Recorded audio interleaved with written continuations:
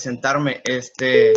Bueno, ya hemos estado platicando ahí por las redes. Él es José Marmolejo, es nuestro director de página, ¿no? Él es el que está coordinando todo lo que hemos estado haciendo y tal. Pues como te comenté, ¿no? Estamos tratando de formar una comunidad que haga llegar información pues de calidad como la que tú das, como la que han dado los ponentes anteriores, y pues que le llegue a todo el mundo. Y nos acompaña gente también del sur de América. Hay otras personas que ya trabajan en alto rendimiento, en equipos profesionales y tal. Hay buena calidad. Muy bien. Estupendo. Pues un placer poder compartir y aportar mi gran arena. Perfecto. Gracias. Entonces, a ver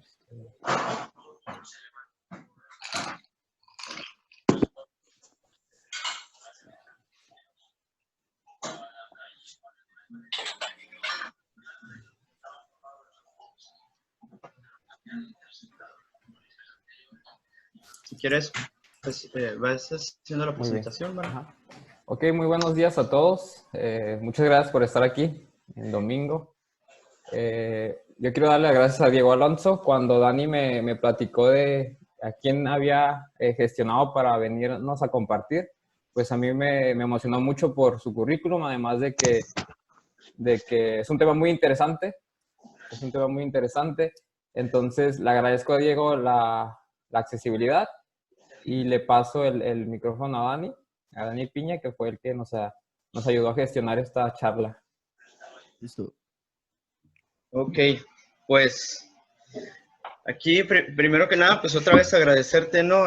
Desde un principio tu sencillez y pues tu disponibilidad, antes que nada, y luego pues que es domingo y es fin de semana, ¿no? Les presento aquí un poquito. Diego Alonso Bin es doctor con mención internacional, ¿sí? Es certificado por la NSCA, tiene las dos certificaciones, la SCS, la CPT, es investigador y ponente de talla internacional. Además, es empresario, tiene servicios deportivos donde ofrecen campamentos y tal, ¿verdad? Sí. Y además tiene una plataforma de formación que se llama Winsport, donde también ahí van a encontrar bastantes webinars, cursos, habla de nutrición, también de entrenamiento. Está muy completa la plataforma, muy interesante. Y además es exatleta de alto rendimiento, así que, pues, ¿qué más necesitamos, no? Es un placer, Diego, tenerte aquí, tener a alguien de tu talla. Y El pues, placer es de mío. nuevo, muchas gracias por tomarte el tiempo. Nada. Bueno, te paso el micrófono. Adelante, Diego. Vale, bueno, pues nada, antes de nada, pues agradeceros la oportunidad de poder contribuir en vuestra comunidad, aportando pues mi pequeño grano de arena, ¿no? en ese granero que es la actividad física y más en concreto de la actividad física en población pediátrica, adolescente, que bueno, muchas veces hay muchísimas dudas en torno a cómo aplicar ciertos contenidos de entrenamiento, pues por las situaciones muchas veces sociales que tenemos, los tabús y los mitos, y creo que es algo muy importante, pues como vamos a ver en el webinar, desde el punto de vista de poder ofrecer no solamente a nosotros como entrenadores y entrenadoras, sino también pues a los receptores, ¿no? de estos contenidos que no dejan de ser los niños, las niñas y los adolescentes, pues una serie de contenidos que hagan pues que su desarrollo sea óptimo e integral. Bueno, en este sentido, necesito que alguien me habilite compartir pantalla. Listo, Diego. Okay. A ver si me deja. Vale. Bueno.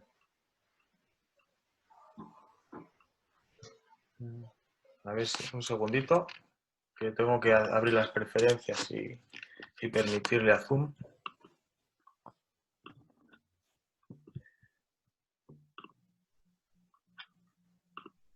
Vale. Vale.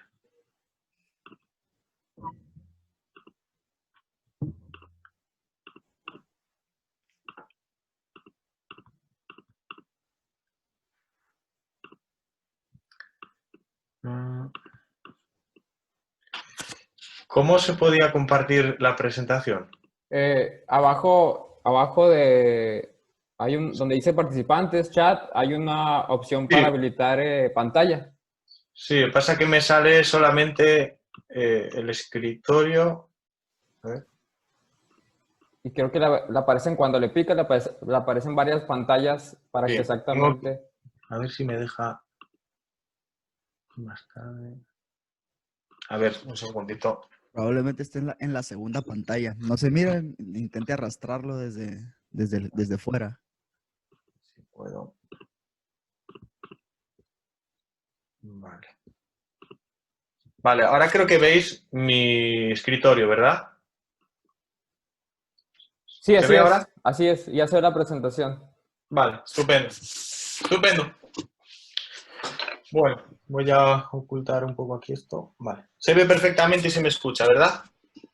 Así es, Vale, Diego. estupendo. Bueno, pues como decía, creo que es un tema enormemente interesante, sobre todo por las implicaciones que tiene, no solo a nosotros como entrenadores, sino sobre todo pues para los destinatarios de este tipo de programas de entrenamiento, que evidentemente son los niños y las niñas y todas las personas en etapas de desarrollo deportivo, ya que va a permitir que se desarrollen de una manera óptima, integral y con plenas garantías. ¿Vale? La primera, bueno, no me deja pasar ahora. Esto me lo paso directamente, ¿vale? Era una presentación personal. Vamos a pasar directamente a la introducción. Y en primer lugar, quisiera compartir con vosotros unos datos que son bastante llamativos. En un estudio que se ha realizado en el año 2018 en torno a 49 países a lo largo del mundo, donde se analizó diferentes indicadores de actividad física en población infantil, pues los datos contrastan mucho con las políticas constantes que nos están de alguna manera diciendo a nivel pues, de administración y de institucional, ¿no? Desde el punto de vista de actividad física, la referencia, si hablamos del porcentaje de población pediátrica adolescente que siguen recomendaciones de actividad física de la Organización Mundial de la Salud y de otras instituciones, vemos que entre el 27 y el 33% solamente de los niños y adolescentes cumplen con estas recomendaciones. En cuanto a práctica física organizada, que es el porcentaje de población pediátrica o adolescente que participa en actividades o deportes organizados, bien sea en un entorno escolar o bien sea en un entorno de más de índole privado, ¿no? En un club deportivo, aproximadamente la mitad participan. Después, dentro de lo que viene a ser el juego activo, ese juego no reglado, pues donde los niños van al parque, donde van con sus padres pues, a jugar, al menos 2 horas al día, solamente alcanzaría el 34 o el 39% de la población. Y si atendemos al nivel de acondicionamiento físico, es decir, el percentil que van a alcanzar esta población en escalas de medida, como por ejemplo el Eurofit, que es una batería de ejercicios que envuelven no solamente el entrenamiento de fuerza, o sea, capacidad de fuerza como tal, sino también velocidad, agilidad y resistencia, vemos que únicamente entre el 40 y el 46% de los niños llegan al mínimo. ¿Esto qué nos está indicando? Nos está indicando que existen problemas, que existe una urgencia. Tenemos que cambiar algo. Existen muchas políticas a nivel institucional donde nos están diciendo constantemente que tenemos que cambiar, pero no sabemos muy bien si tenemos los recursos necesarios para poder hacerlo.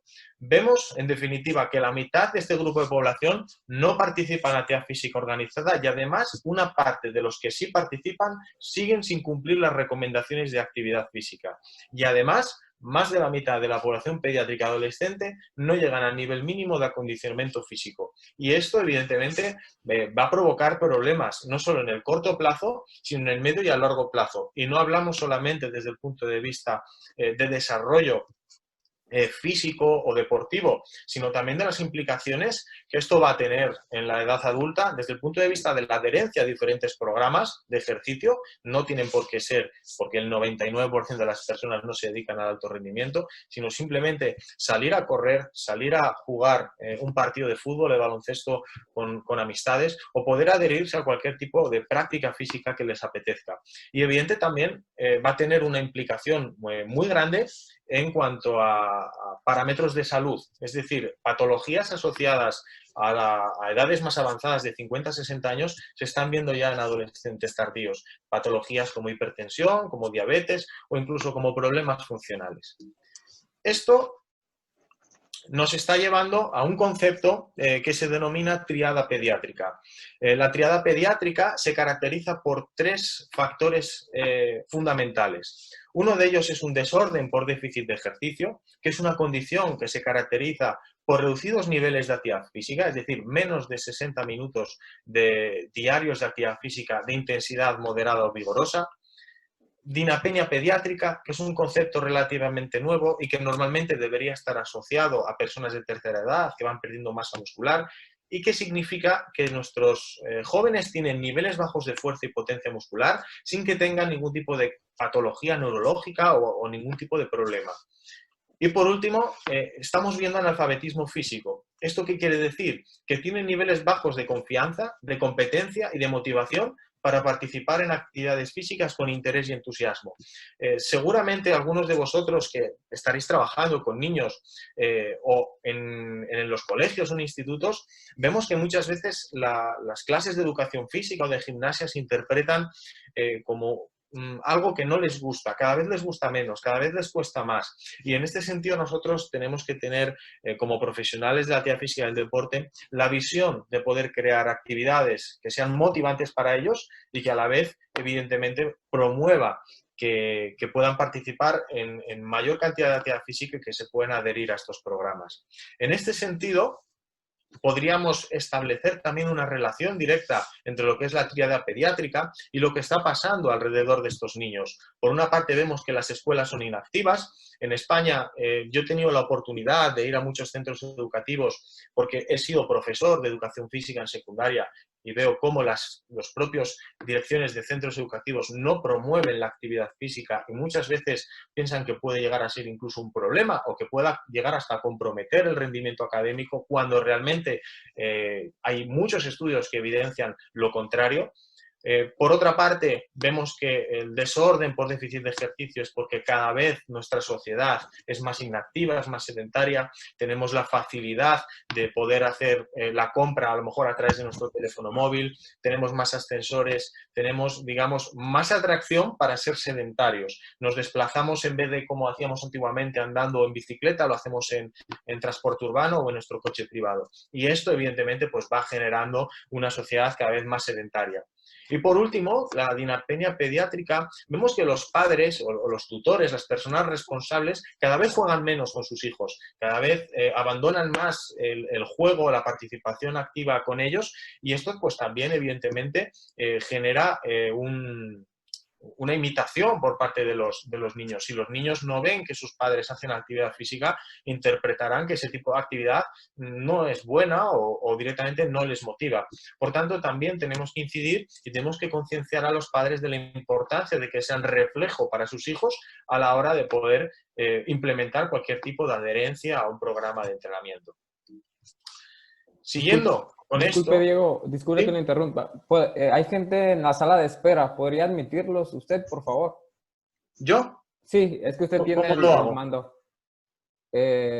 Abajo en participantes, me parece que le pica y le debe salir. Admitir, ya está, sí. Gracias, gracias, Diego. Estupendo. Vale. Voy para atrás. Perfecto. Bueno, un segundo que hay otra persona. Admitir. Vale. Bueno, y al hilo de todo esto que estoy comentando, vemos que existen unas barreras y obstáculos para la práctica de actividad física y deporte.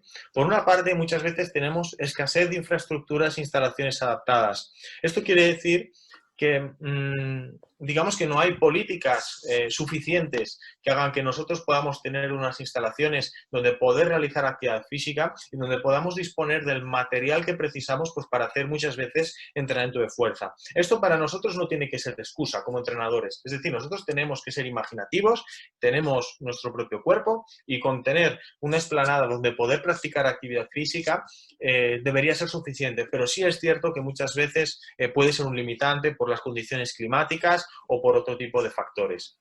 Por otro lado, existe una escasez en la formación de técnicos y entrenadores.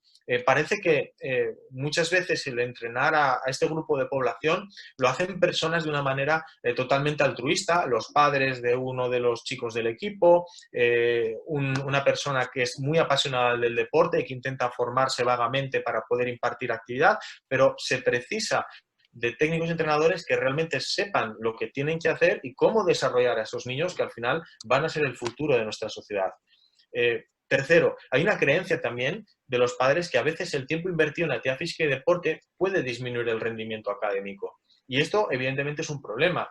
Yo estoy cansado, por ejemplo, yo sigo preparador físico de clubes deportivos de edades tempranas y para mí un niño que era castigado con no ir a entrenar me parecía algo muy grave por parte de los padres y un error. No solamente porque el niño tiene que ser, o el adolescente tiene que ser consciente de sus tiempos, de sus obligaciones, sino que el padre le está, digamos, castigando con una formación desde el punto de vista social, desde el punto de vista físico, le está privando de salud y le está privando de un conjunto de valores de respeto, de tolerancia, de igualdad, que evidentemente el deporte es un vehículo, es un vector perfecto para poder conseguirlos. Por tanto, tenemos que intentar hacer reuniones de vez en cuando con los padres, especialmente cuando van a recibir las notas académicas, destacando la importancia del trabajo que se está haciendo dentro de nuestras actividades deportivas, para que cuando los niños, por causas externas al deporte, no tengan unas buenas calificaciones, sigan adheridos a estos programas de actividad física. Luego está la conciliación familiar-laboral. Depende mucho también del lugar donde estemos viviendo. Hay poblaciones más pequeñas donde evidentemente pues, las distancias entre el trabajo, el colegio y las actividades deportivas son más cercanas, pero yo, por ejemplo, que vivo en Madrid, las distancias son enormes y muchas veces los padres pues tardan 1 hora y media, 2 horas en llegar hasta el colegio a recoger a sus hijos, 3/4 de hora para llevarlos a las actividades físicas, 1 hora, hora y media que están en las actividades físicas, otros 3/4 de hora hasta volver a casa, y esto muchas veces pues es un limitante, es un factor por el cual los padres deciden que sus hijos no participen en ciertos programas de actividad física. Luego, por otro lado, el coste de las actividades. Aquí no se subvencionan demasiado. Muchas veces los padres tienen que aportar grandes sumas de dinero para que sus hijos puedan participar, pero no solamente en la inscripción en los clubes deportivos, sino también todo el material que puede conllevar el participar en esa actividad física. Con lo cual, creo que de alguna manera, si nosotros como sociedad queremos avanzar en este sentido, los gobiernos deberían promover el deporte subvencionando los programas de actividad física. Luego, escasos días de descanso. Existen, al final tenemos una semana de 7 días, de los cuales 5 estamos trabajando, a veces 5 y medio, y los días de descanso, de alguna manera, también muchas veces se destinan a los partidos o competiciones deportivas, y los padres interpretan esto como una agresión a su tiempo de descanso, cuando no debería ser así. Entonces, a veces hay que buscar otro tipo de fórmulas para mantener a los niños activos. Y por último, luego existen muchas actividades que no atienden a necesidades de población pediátrica y juvenil, y aquí podríamos hablar de la especialización temprana o de la realización de ciertas actividades que evidentemente pues, no son las más adecuadas para que puedan hacerlos este tipo de población. En este sentido, como reflexión, ¿qué podemos hacer nosotros como profesionales de la actividad física y el deporte?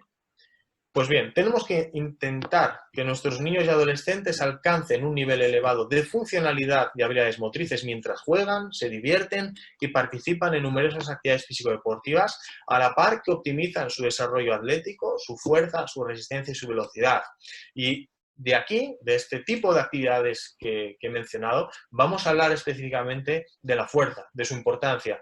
Y enlazándolo un poco con la triada pediátrica, vamos a ver que evidentemente dentro de la Organización Mundial de la Salud se recomiendan la realización de al menos 30 minutos al día de intensidad moderada vigorosa y al menos 2 o 3 veces a la semana que se hagan ejercicios que fortalezcan los huesos y los músculos. Y qué mejor ejercicio para conseguir este objetivo que el entrenamiento de fuerza. Por tanto, el entrenamiento de fuerza tiene que ser un componente esencial dentro de nuestros programas de entrenamiento, independientemente de si estamos hablando pues, de una actividad de fútbol, de baloncesto, de gimnasia o de vóley. Bueno, vamos a hablar ahora entonces de la fuerza en etapas de desarrollo deportivo en el contexto nuestro como entrenadores. En primer lugar, vamos a definir la fuerza. Y la fuerza se entiende como el método especializado de acondicionamiento que incluye el uso progresivo de un rango de cargas de resistencia, incluyendo el peso corporal, y la gran variedad de modos de entrenamiento diseñados para mejorar la salud, la condición física y el rendimiento deportivo. Muchas veces se asocia el entrenamiento de fuerza únicamente a los últimos dos conceptos, es decir, una mejora de la condición física y, por otro lado, mejorar nuestro rendimiento en las competiciones. Pero el primer objetivo y el fundamental, y el que sobre todo vamos a perseguir con nuestros niños y adolescentes, va a ser mejorar su salud, mejorar su capacidad para poder adherirse a cualquier tipo de actividad física que ellos quieran. Y en este sentido existe mucha controversia, existen muchos problemas en torno al entrenamiento de fuerza en este grupo de población. Primeramente, el concepto que tienen los padres y madres sobre la pertinencia del entrenamiento de fuerza. Seguramente que si habéis intentado utilizar la palabra fuerza con los niños o con personas que estáis entrenando, haya un cierto porcentaje de personas pues, que tuerzan la mirada, que no se sientan del todo seguros de que sus hijos hagan este tipo de actividades y demás. Y nosotros, en un ejercicio de responsabilidad, tenemos que explicarles qué tipo de entrenamiento vamos a hacer, cuáles son nuestros objetivos y cuáles son los efectos que va a tener. Siempre, siempre, siempre tenemos que intentar ser transmisores de conocimiento, transmisores de información, porque cuando una persona está segura y tiene la información sobre lo que se va a hacer, y más aún los padres cuando tienen niños, se sentirán muchísimo más cómodos y poco a poco iremos cambiando esos pensamientos en la sociedad. Por otro lado, tenemos las dudas de entrenadores sobre cuándo y cómo vamos a comenzar el entrenamiento de fuerza. Y evidentemente esto es una pregunta que no es nada fácil de contestar y yo voy a intentar contestarla, pero da para unas cuantas horas de webinar, ¿no? Y ahora pues vamos a hacer una horita aproximadamente y voy a intentar contestarlo de una manera muy sencilla. Y luego, por otro lado, tenemos los interrogantes sobre cómo lo vamos a implementar en el contexto deportivo. Evidentemente, cuando hablamos de acondicionamiento físico, cuando hablamos de mejora de las capacidades o de la salud de los niños, tenemos que tener en cuenta que es muy raro tener una sola actividad donde los niños vayan únicamente a mejorar su capacidad física, sino que los niños se apuntan a fútbol, a gimnasia, a voleibol, a tenis, a baloncesto. Y dentro de esas actividades es donde tenemos que implementar todos los programas de acondicionamiento y teniendo en cuenta el tiempo que disponemos para poder llevarlo a cabo. En este sentido, vamos a hablar de algunos mitos sobre la fuerza en jóvenes. El entrenamiento de fuerza no es saludable para los jóvenes, es algo que es muy recurrente y esto es muy fácil de rebatir, es algo que está descrito por la Organización Mundial de la Salud y en consecuencia creo que tiene bastante fácil justificación delante pues, de cualquier persona que vaya en contra del entrenamiento de fuerza. Existe un elevado riesgo de lesión. Os voy a dar un dato. Existen muchísimos, eran 10 veces más posibilidades de lesionarse en un partido de fútbol que en un gimnasio en el caso de los niños. Aproximadamente se produce una lesión, y nunca es grave, por cada 1000 horas de entrenamiento de fuerza se produce una lesión y en el contexto del fútbol cada 100 horas hay una lesión. Por tanto, estamos hablando de un riesgo mínimo, siempre y cuando los ejercicios sean ejecutados de manera segura y con todos los elementos y supervisiones pertinentes. Otro de las cosas, la fuerza solamente se recomienda en adolescentes de 16 años deportistas. Este mito que se suele decir es sobre todo porque las personas suelen asociar el entrenamiento de fuerza a un entrenamiento con barras, con discos, con mancuernas, el entrenamiento culturista clásico.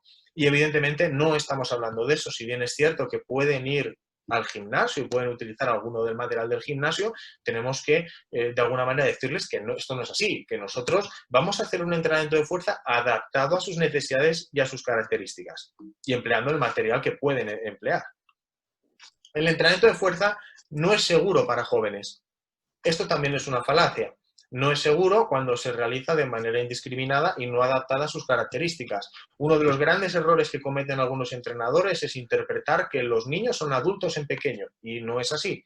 Los niños tienen unas características concretas, su fisiología funciona diferente a la de los adultos y por tanto tienen que estar las cosas adaptadas.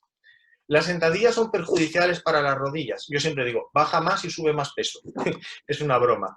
Las sentadillas, evidentemente, es un ejercicio, y que luego vamos a ver, estupendo para los niños y que no supone ningún riesgo. Lo que pasa es que muchas veces hay personas que sobrecargan con intensidad añadiendo demasiado peso cuando la técnica no está consolidada y por tanto pues podemos tener problemas a la hora, pues no solo en las rodillas, sino también en los hombros, en las caderas, etc.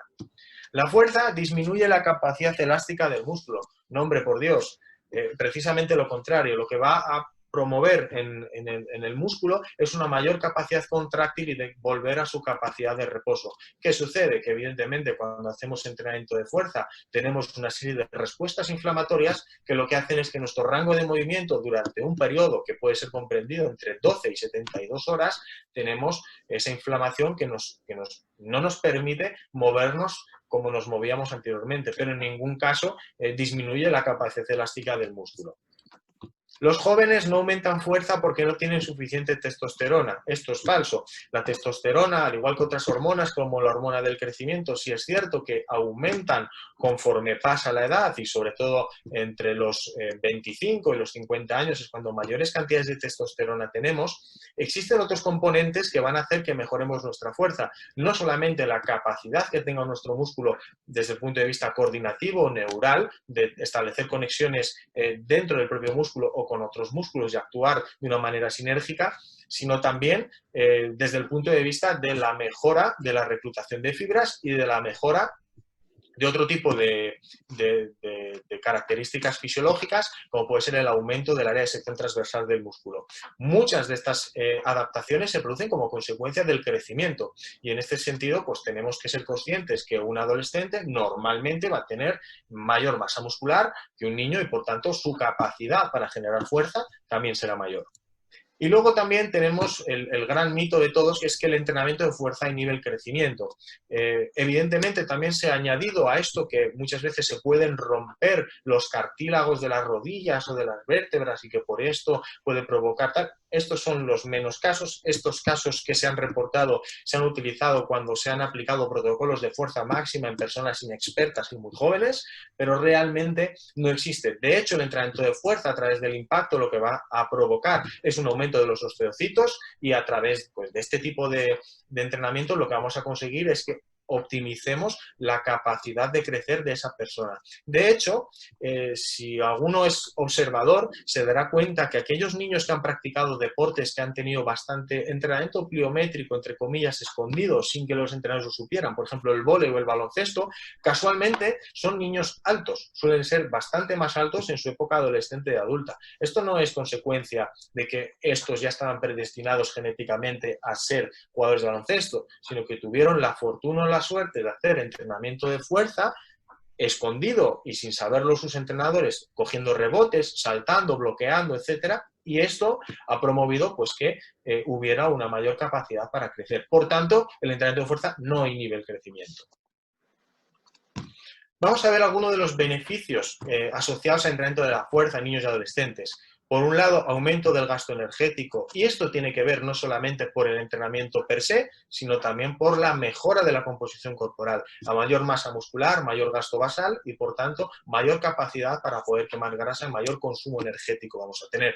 Disminución del riesgo de padecer patologías. A día de hoy el músculo ya no está interpretado como sí está dentro del sistema locomotor, pero también hablaríamos de un aparato endocrino, ya que se producen muchísimas reacciones metabólicas y tiene mucha incidencia en otros procesos fisiológicos que se producen evidentemente en el hígado, en el riñón, y etcétera.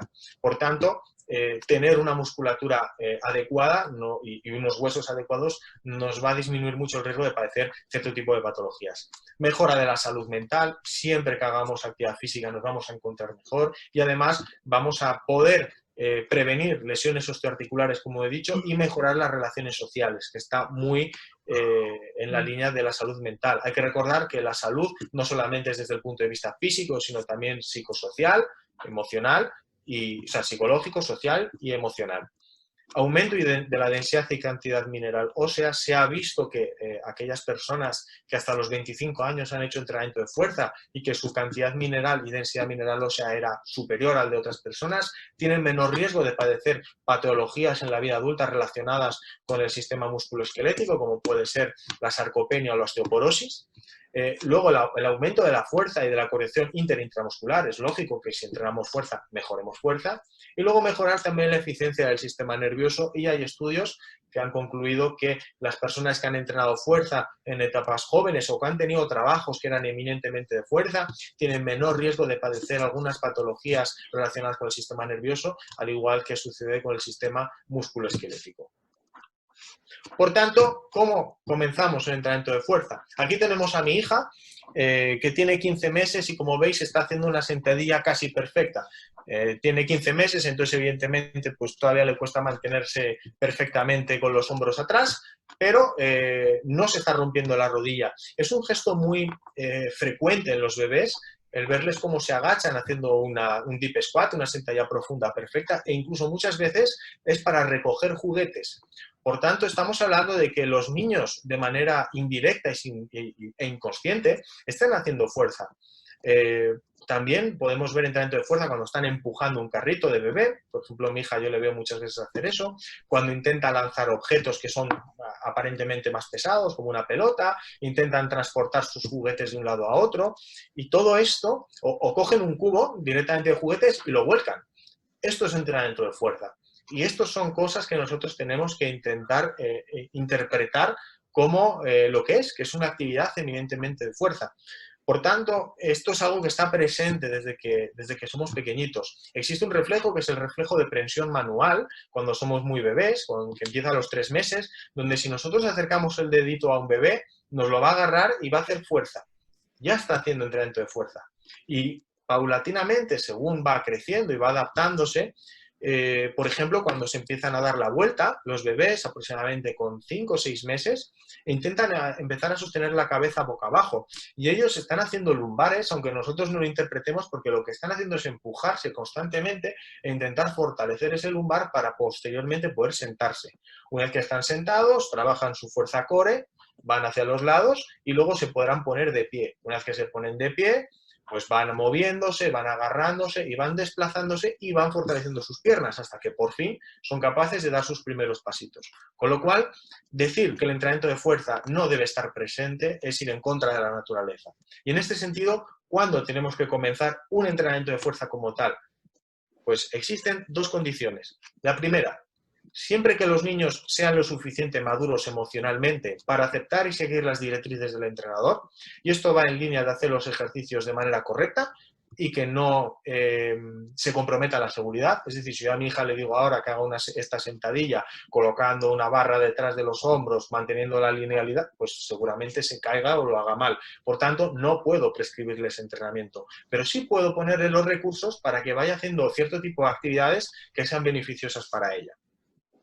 Y la segunda condición, evidentemente, es que posean un nivel suficiente de equilibrio y de control postural. Por tanto, ya estamos, de alguna manera, viendo qué actividad o qué tipo de actividades tenemos que empezar con los niños. Y, evidentemente, tenemos que empezar, primeramente, por actividades de equilibrio y de control postural. Estamos hablando de niños de 3 años, 5 años, 4 años, es decir, que vayan jugando, que vayan divirtiéndose. El juego siempre tiene que estar presente, incluso en los adultos, pero especialmente en los niños. No tienen que interpretar el entrenamiento de fuerza como un entrenamiento en sí, sino como un medio a través del cual siguen jugando.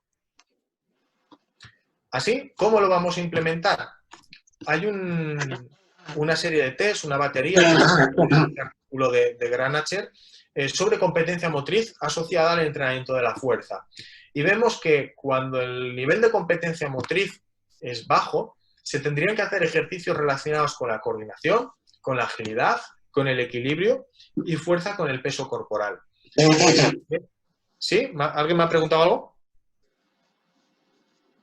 ¿No? Vale. No, creo que se filtró un audio. Vale. Perfecto. Por tanto, tenemos que hacer este tipo de ejercicios y existen muchísima gama.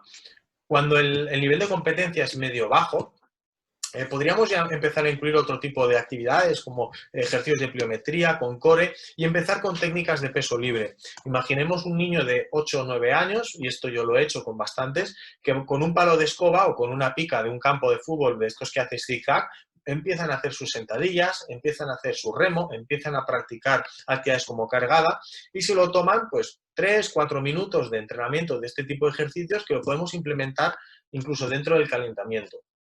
Cuando ya tienen un nivel medio alto, podemos también empezar con peso libre con cargas bajas, como las típicas mancuernas. Podemos empezar a trabajar la fuerza hipertrofia específicamente cuando han pasado el pico máximo de crecimiento. Podemos empezar con entrenamiento excéntrico y con fuerza aplicada, con fuerza específica. Y ya cuando el nivel es alto, a partir normalmente de los 16 años, ya podemos empezar a trabajar peso libre con cargas moderadas y altas, fuerza incluso con cargas altas y evidentemente también fuerza aplicada. Y en este sentido vamos a hablar de cómo vamos a prescribir todo este entrenamiento de fuerza, porque evidentemente existen muchos recursos, muchas actividades y tenemos que saber bien cómo lo vamos a integrar dentro de nuestros diferentes modelos de entrenamiento. En primer lugar, tenemos que tener una serie de consideraciones previas, y es que el entrenamiento de fuerza debe estar prescrito y supervisado por profesionales cualificados y certificados. Y esto es una condición muy importante. Si las personas que van a prescribir fuerza no lo hacen de manera adecuada y no saben actuar en el caso de que hubiera un accidente, la imagen que vamos a dar frente a los padres va a ser muy negativa y probablemente los perdamos para siempre. Si ya de primeras ellos poco van a confiar en que se haga un entrenamiento de fuerza y lo vamos a tener que camuflar llamándole entrenamiento de agilidad o de resistencia, algo así un poco raro para que no lo identifiquen con un gimnasio, evidentemente si cometemos un fallo o un error vamos a tener problemas. Por otro lado, un segundo, voy a cerrar aquí la puerta. Disculpa, Alonso. Sí. Gemma la sacó el internet. Se quedó ahí en la sala de espera. No sé si nos puede hacer el favor, please. A ver, hay dos personas, sí. Tuvieron problemas ahí con el internet. Vale, ya estás. Perfecto. Estupendo. Gracias. Vale. En segundo lugar, los ejercicios deben tener en cuenta el desarrollo cognitivo, la maduración física y la experiencia en el entrenamiento de los niños y adolescentes. Y esto tiene una relación muy clara con la edad biológica. Muchas veces, o la mayoría de las veces, por decir siempre, que entrenamos a un grupo, el grupo está clasificado en función de su edad cronológica, es decir, por el año de nacimiento. Y sin embargo, sobre todo, cuando nos encontramos en edades comprendidas entre los 10 y los 13 años, podemos ver a niños que parecen más bien adolescentes y podemos ver a otros que parecen mucho más niños. Y esto para trabajar dentro de los grupos a veces es complicado. Y en este sentido tenemos que adaptar correctamente los ejercicios a su maduración y a la experiencia que ellos tengan. Incluso se dan circunstancias donde hay chicos y chicas de 16, 17 años cuyo desarrollo es menor que el de chicos de 13 debido a que la experiencia en el entrenamiento es menor. Por tanto, esto tenemos que tenerlo en cuenta. Posteriormente, también que el entorno de realización de los ejercicios debe ser seguro y libre de azar. Y en esto pongo un ejemplo siempre muy gráfico y muy fácil, y es que cuando nosotros, por ejemplo, estemos en el gimnasio con este tipo de población, no podemos tener pesas por el suelo, no podemos tener una mancuerna perdida, no podemos permitir que haya un press de banca sin el seguro puesto. Todo esto puede comprometer la seguridad y, evidentemente, la imagen vuelve a ser muy negativa en el caso de que ocurra un accidente. Se debe variar el entrenamiento periódicamente para maximizar ganancias y reducir la monotonía, no solamente dentro del entrenamiento adulto, sino que nosotros tenemos que intentar darles esa sensación de juego. No tenemos que interpretar el entrenamiento de fuerza como el gimnasio, que en algunos momentos debe ser así, incluso es positivo porque les motiva, pero si siempre hacemos las mismas rutinas en el gimnasio, los mismos circuitos, las mismas series, mismas repeticiones y mismas intensidades, al final va a haber muchísima monotonía y vamos a empezar a perder adherencia. Debemos también tener en cuenta que realizar una progresión adecuada, asegurando una correcta ejecución técnica, es fundamental y tenemos que intentar evitar avanzar en volumen e intensidad sin una base previa. Muchas veces, y esto sucede también en adultos, hay gente que quiere subir y subir y subir peso cuando realmente la técnica es incorrecta y acaban lesionados, el ejemplo antes de la rodilla. Por tanto, tenemos que intentar que estas personas, y sobre todo los niños, tengan una buena ejecución técnica y ya nos preocuparemos de meterle más carga al entrenamiento. Pero lo fundamental es que se diviertan, que jueguen y que las ejecuciones técnicas de los ejercicios que estamos planteando se hagan de manera adecuada.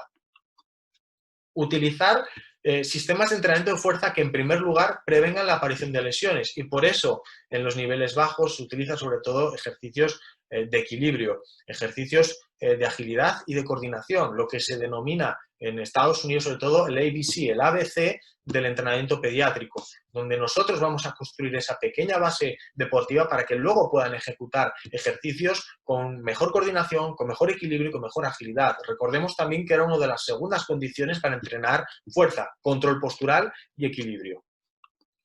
Comenzar también una sesión de entrenamiento de fuerza con un calentamiento previo. No hay muchos estudios ya que nos digan, o sea, no hay estudios que nos digan que un calentamiento va a evitar lesiones, pero sí hay muchos estudios que nos dicen que el calentamiento va a generar que las personas pongan más atención, pongan más foco en la actividad que van a hacer después y que evidentemente va a aumentar el rendimiento y la actividad que vayan a realizar. Por tanto, es una parte muy importante que tenemos que tener en presente y en cuenta antes de realizar un entrenamiento de fuerza. Y este calentamiento tiene que estar bien ejecutado.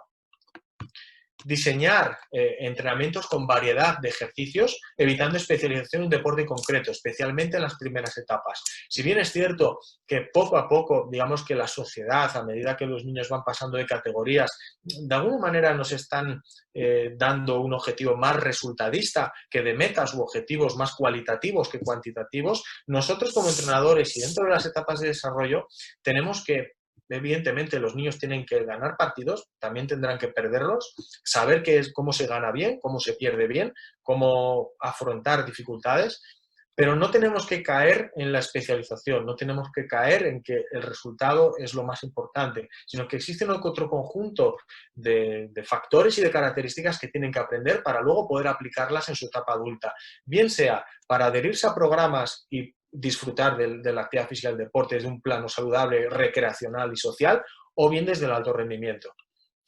Y luego conocer el grupo de trabajo y saber que comprenderán y ejecutarán las instrucciones de los ejercicios, así como las normas de seguridad. Y en este sentido, en las primeras sesiones que tengamos con un grupo nuevo, no es recomendable llevarlos al gimnasio o hacer ejercicios muy complicados. Es mejor hacer cosas muy sencillas, conocer nuestro grupo, conocer las limitaciones que tiene, saber qué nivel de atención tienen y en base a eso poder planificar entrenamientos. Para eso están las pretemporadas y los primeros entrenamientos, para que nos conozca el grupo y para conocerles nosotros a ellos.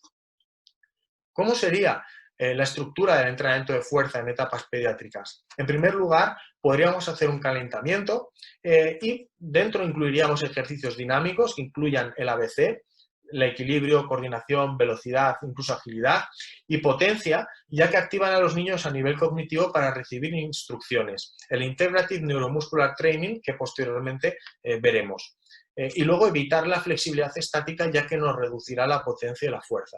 Y en la parte principal dependerá, evidentemente, de la etapa en la que estemos y el nivel de competencia motriz del grupo. Tendríamos que hacer ejercicios de fuerza dinámica, concéntrico y excéntrico, ya que han demostrado ser los más efectivos para la ganancia de fuerza, seguidos de ejercicios isométricos. Y luego podemos utilizar ejercicios con todo tipo de material y no hay ningún problema, siempre atendiendo pues, a lo que ellos puedan hacer. Peso corporal, bandas elásticas, balones, mancuernas, máquinas, peso libre, etc. Tenemos que prestar una especial atención a las habilidades de los niños y comenzar por ejercicios simples, como he dicho anteriormente, para progresivamente incluir ejercicios más complejos. Y luego en la vuelta a la calma yo siempre recomiendo hacer ejercicios de control de la respiración y de relajación. Esto va a hacer que vosotros podáis tener mayor control sobre el grupo y poder detectar sobre todo aquellos niños que son considerados los líderes, ¿no? De la manada, que se llama. Es decir, el niño que en silencio hace ruidos raros o se ríe tal, vemos que puede haber una mayor inmadurez y podemos inferir pues, que le puede costar más el atender a cierto tipo de ejercicios más complejos. Si todo el equipo o todo el grupo está haciendo ruiditos extraños y se están riendo, pues evidentemente tenemos un nivel de madurez bajo y por tanto no podemos hacer cierto tipo de ejercicios. Vamos a ver cuál es la realidad del entrenamiento de fuerza, porque ahora hemos visto cómo sería una sesión ideal y y evidentemente si tuviéramos todos los días para poder entrenar, pues tendríamos todas las facilidades. Pero existen unas barreras, como hemos comentado al principio de este webinar, y nuestras semanas con un grupo, si nosotros por ejemplo somos entrenadores de baloncesto, suelen ser las siguientes. Tendremos 2 días, 3 como mucho de entrenamiento, dependen de la categoría, y tendremos un día de competición. Y el día de competición normalmente no vas a entrenar. Por tanto, tenemos 2 días, martes y jueves en este caso de baloncesto, con una duración de 60 a 90 minutos, depende del grupo, incluso 2 horas en las últimas etapas, pero bueno, vamos a poner 60 a 90 minutos, de los cuales tenemos 120 a 180 minutos a la semana y podemos dedicar activamente a este tipo de entrenamiento de fuerza entre 30 a 60 minutos a la semana, dependiendo de lo que tengamos. Por tanto, estamos hablando de que estamos dedicando en torno al 25% al acondicionamiento físico y encima, dentro de este 25%, tenemos que incluir entrenamiento de fuerza. Entonces es un problema, es muy complejo. Y es aquí donde nace el Integrative Neuromuscular Training, que es la manera más sencilla de poder implementar programas de fuerza. El INT incluye ejercicios para mejora física, evidentemente de fuerza, resistencia, movilidad, sobre todo habilidades, sobre todo en las primeras etapas, como hemos dicho antes, de agilidad, de equilibrio, de coordinación y de potencia, y aplicación de las habilidades al acondicionamiento deportivo en el contexto deportivo, en una progresión balanceada y atendiendo a necesidades de niños y adolescentes. ¿Y cómo vamos a hacer esto? Pues bueno, vamos a ver, por ejemplo, el típico entrenamiento de fuerza de realidad en este ejemplo de baloncesto. Nosotros en la tabla de la izquierda, en un grupo que ya tenga cierto nivel, pongamos de 12 años aproximadamente, podemos hacer, por ejemplo, un swing con kettlebell, una kettlebell de 2, 3, 4, 5 kilos, lo que ellos seleccionen.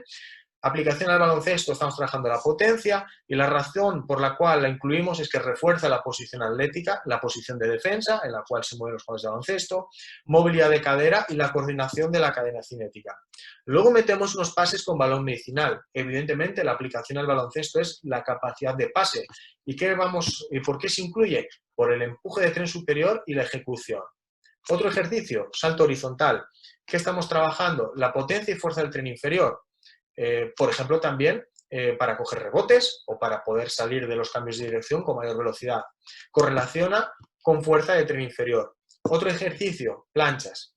Estabilidad del tronco y foco en la estabilidad del cuerpo. Otro ejercicio, sentadilla globet con salto a cajón. Potencia y fuerza del tren inferior y mecánica de aterrizaje. Y nos va a mejorar la habilidad de salto de los jugadores de baloncesto. Otro ejercicio, remo con gomas elásticas. ¿Qué aplicación tiene? Mejora de la fuerza y promueve el equilibrio de la fuerza muscular del tren superior.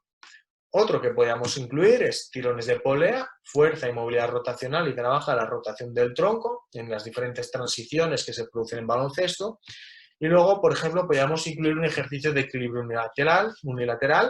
La aplicación del baloncesto es equilibrio y control postural y mejora el equilibrio y reduce el riesgo de lesión en los tobillos. Así, en este sentido, vemos en esta tabla, en función de las etapas que hemos dicho anteriormente, qué tipo de contenidos podemos incluir, el volumen, la intensidad, la frecuencia o días de semana que podríamos llegar a aplicarlo y la velocidad de ejecución.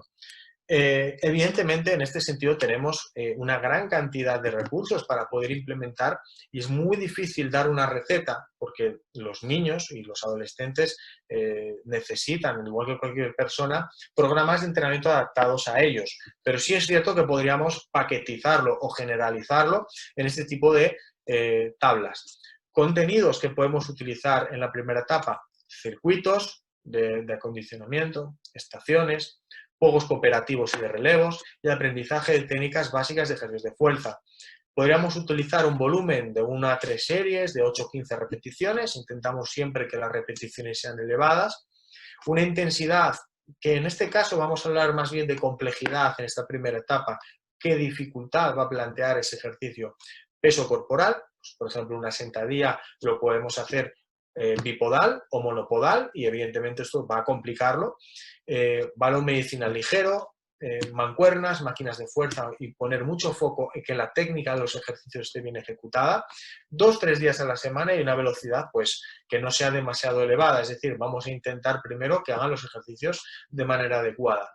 En el segundo nivel, en la etapa medio-bajo, medio-alto, podemos hacer ya circuitos de acondicionamiento tipo HIIT, que son bastante, se suele recurrir bastante, perfeccionamiento de técnicas básicas de ejercicio de fuerza y aprendizaje de técnicas específicas de ejercicios, un volumen de 2 a 4 series y de 6 a 12 repeticiones. Como vemos, bajamos un poquito las repeticiones, sobre todo porque muchas veces la intensidad en cuanto a complejidad o en cuanto a cantidad de kilos puede aumentar. Podemos utilizar peso corporal, balón medicinal ya de más kilos, 3-5 kilos, mancuernas, máquinas de fuerza. Nos iniciamos en el peso libre y sobre todo seguimos manteniendo el foco en la técnica. 2-3 días a la semana no consecutivos y empezamos a perfeccionar la ejecución a la vez que aumentamos la velocidad de la misma. Y por último, en la última etapa, podríamos hacer circuitos, estaciones, juegos cooperativos y de relevos también.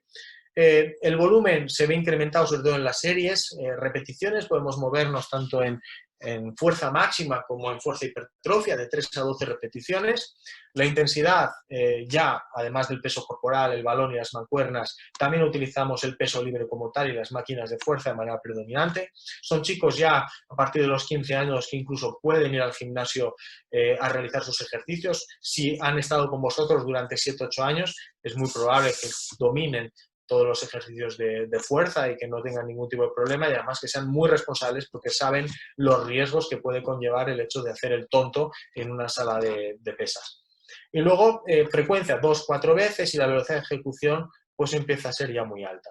Vamos a ver ahora cómo podemos enseñar a los niños los ejercicios, porque muchas veces nos encontramos y decimos, bueno, voy a enseñarle a hacer una sentadilla con peso corporal.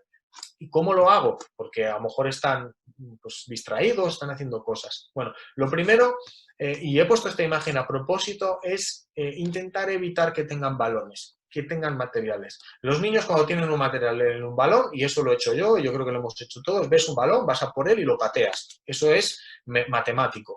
Por tanto, tenemos que intentar que tengan una atención plena hacia nosotros antes de poder enseñar ese ejercicio como tal.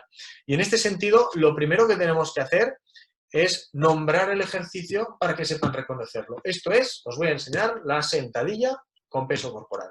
Y ellos, a base de poder de veroslo y de hacerlo, lo comprenderán. Y al cabo de un tiempo, cuando vosotros digáis hacer sentadillas, las van a hacer sin que tengáis que volver a hacer todo este proceso. Segundo, una explicación sencilla. Sabemos que la mayoría de los ejercicios tienen muchas consideraciones y muchos matices y evidentemente no les va a salir a la primera bien. A algunos sí y a otros no. Tenemos que intentar centrar el tiro en 2 o 3 instrucciones muy básicas. Por ejemplo, vamos a flexionar las rodillas, intentad mantener el tronco lo más vertical posible y que no os vayáis hacia adelante.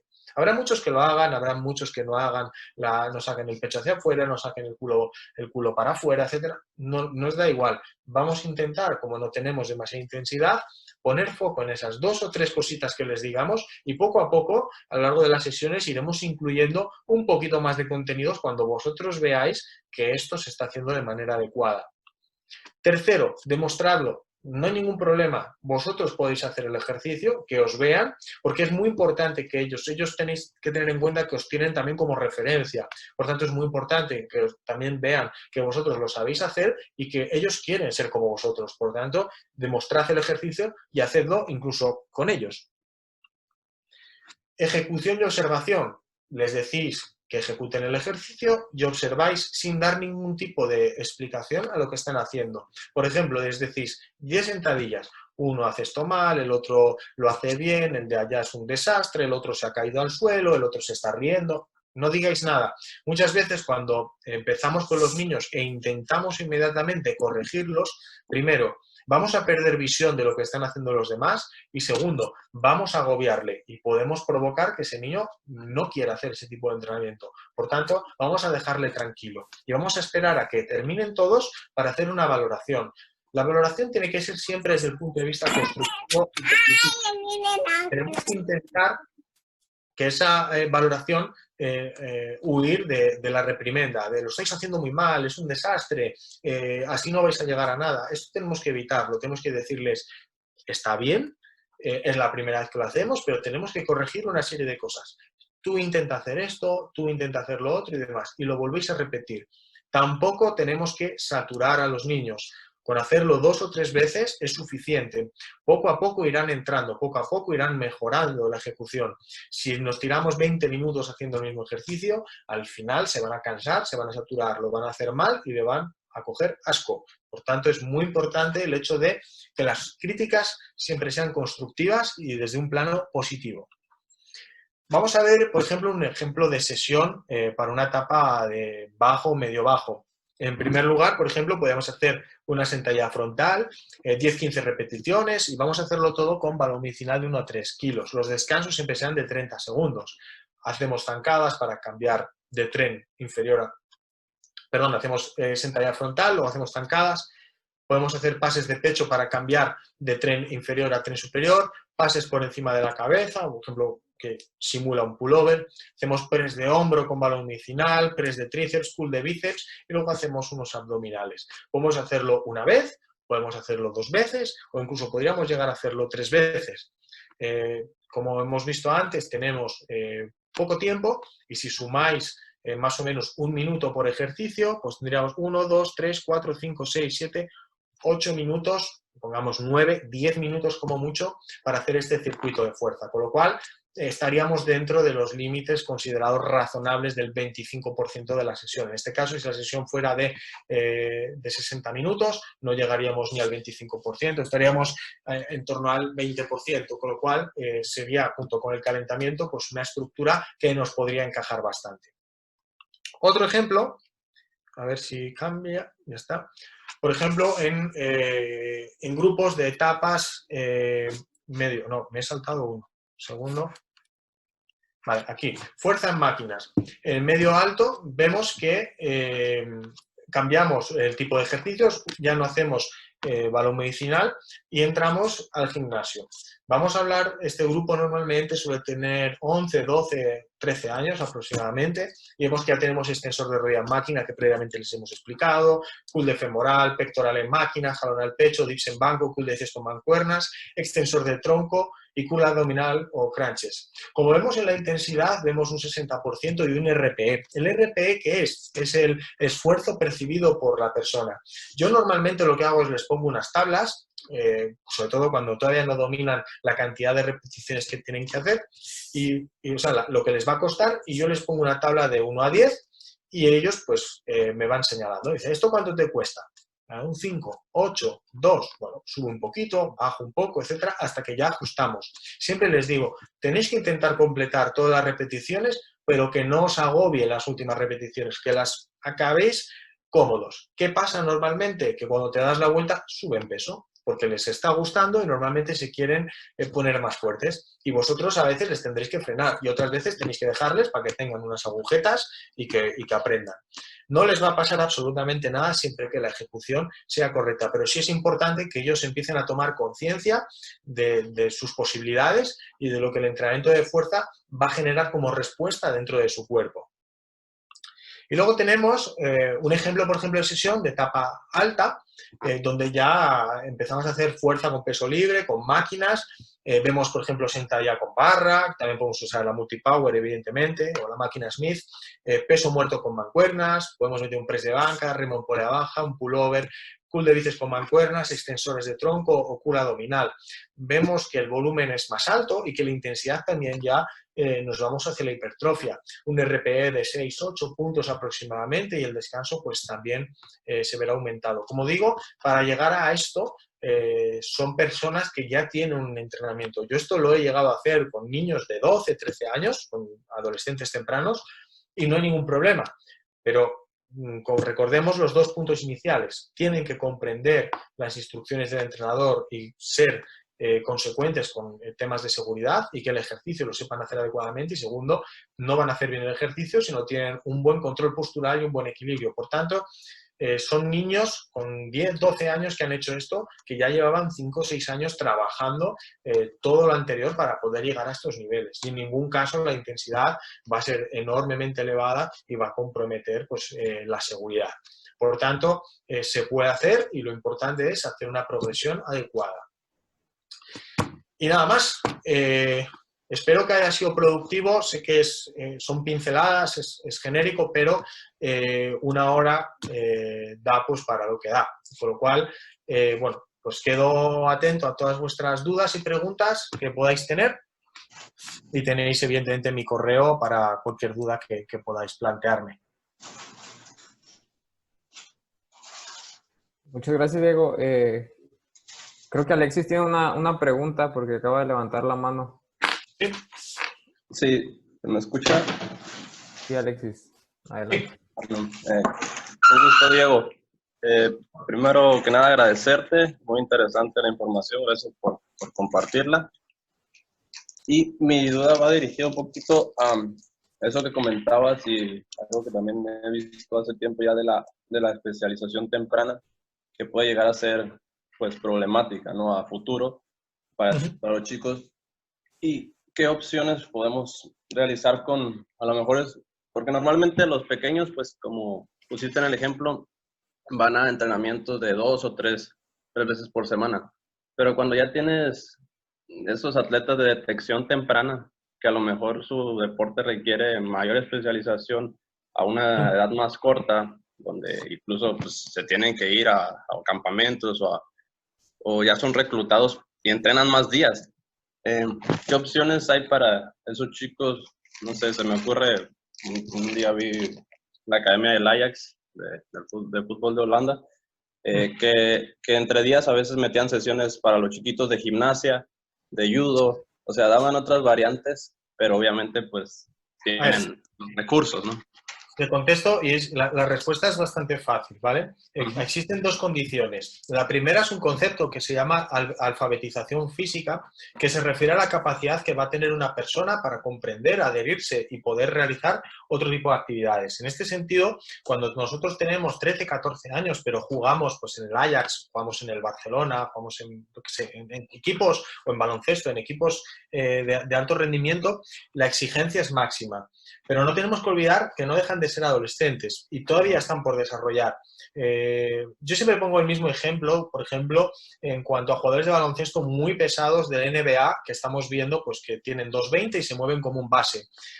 ¿Cómo lo hacen? Porque antiguamente pues, teníamos a jugadores que no tenían esa movilidad y desde hace 20 años la tienen. Son jugadores que se han dedicado a hacer también otro tipo de deportes y por eso hacen judo, por eso hacen baloncesto. Por ejemplo, en atletismo es bastante frecuente que lanzadores de peso, que son gente pues, que son pesar 140, 150 kilos, juegan a baloncesto calentando, sobre todo en categorías inferiores y ya más mayores.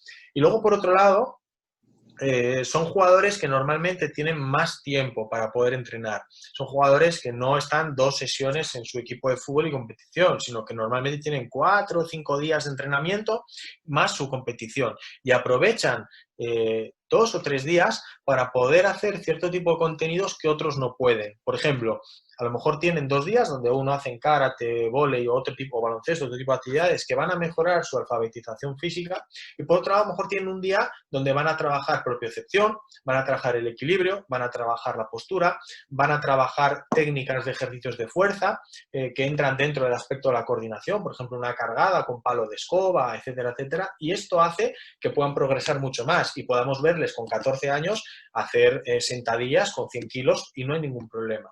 Entonces, el tema es siempre el tiempo y qué quiero hacer yo con esos niños.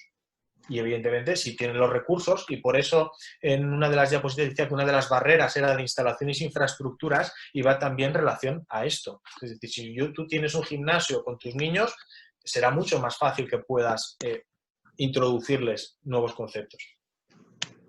Sí. ¿Sí? Sí, claro. Lo que pasa es, bueno, no sé en España, que muchas veces acá no se atiende eso. Simplemente se entrena a diario el deporte, lo que es específico del deporte, lo que es Aquí se hace igual. No, aquí es igual. Entonces también. Por eso decía que es un poco rol nuestro el destinar de esa hora que tenemos, esos 90 minutos, depende del caso, 10, 15 minutos a poder hacer algo de acondicionamiento. ¿No es suficiente? No, porque con 20, 30, 40 minutos a la semana es poco, pero menos es nada. Entonces es importante el hecho de que ellos puedan tener la oportunidad de tener ese tipo de contenidos. Claro, gracias, Diego. A ti. No sé si alguien más tenga alguna pregunta para Diego. Yo. Adelante, Fer. ¿Qué tal, Diego? Buen día. Hola, buen día. Un gusto. Pero mencionabas que siempre que sean lo suficientemente maduros emocionalmente para aceptar y seguir las directrices del entrenador y también en las etapas, no, en el nivel y la intensidad o dificultad del entrenamiento, ¿crees que sea dependiente de la edad? No, no el tema está en que hay dos diferencias, ¿no? Una parte es la cronológica, es decir, lo que pone en nuestro DNI cuando hemos nacido, y otra la edad madurativa. Y la maduración no solo incluye el físico, sino también lo psicológico y la capacidad para seguir instrucciones y aceptar tu parte de responsabilidad.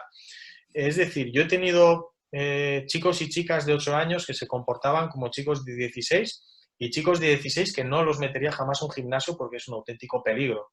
Por tanto, es muy importante, sobre todo en las primeras sesiones, en pretemporada, hacer 3 o 4 entrenamientos y poder valorar qué nivel de madurez y de responsabilidad y sobre todo de capacidad que tenemos nosotros como entrenadores de persuadirles de hacer cierto tipo de actividades y que los sigan. Es decir, que no se desvíen, que si yo digo que no se toca ese balón, no se toca. Porque vas a un gimnasio y tocar una mancuerna puede ser romperte un pie. Con lo cual, eso es muy importante poder evaluarlo y entra en el plano muy observacional del entrenador.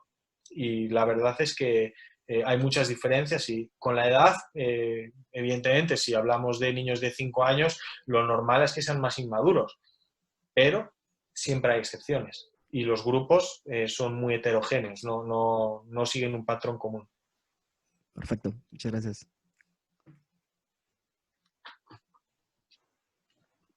¿Alguna otra pregunta para Diego?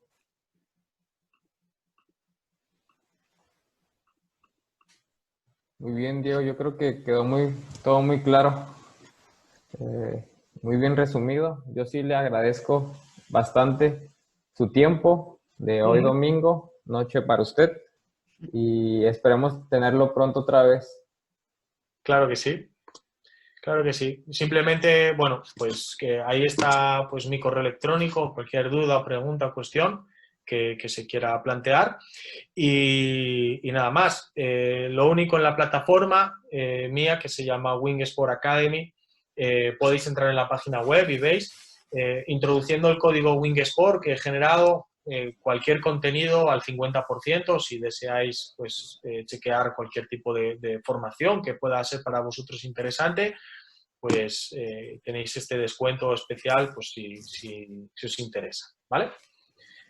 Muchísimas gracias. Y nada más, cualquier cosa que se necesite o cualquier otro tipo de formación, microformación de este tipo, pues sin ningún problema y con confianza, pues para mí es un placer poder aportar mi granito de arena a vuestra comunidad.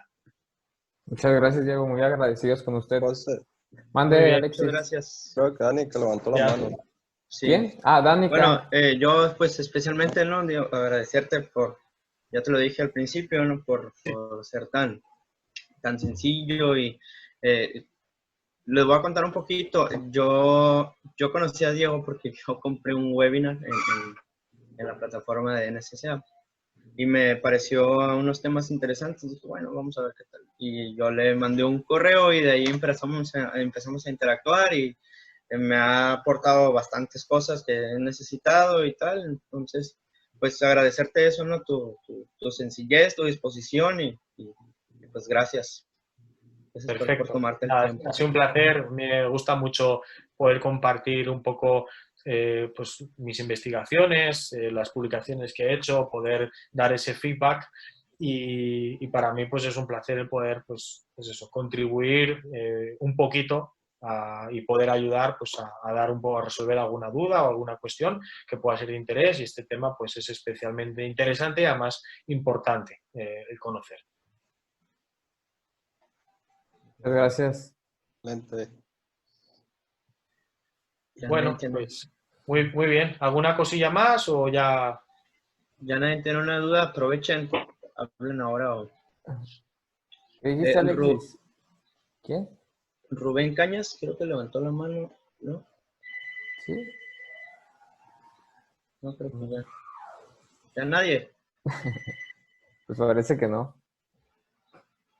Aprovechen, aprovechen. Bien. Bueno, Pues bueno. entonces, Bueno, Diego, Pues nada, pues muchas sí, gracias gracias. por aprovecha todo. lo que te Seguimos resta en tu fin de contacto. semana. Igualmente, seguimos en Gracias. contacto. Feliz fin de semana. Hasta Bye luego. bye. Gracias a Muchas todos. gracias. Nos vemos. Bye bye. Hasta luego.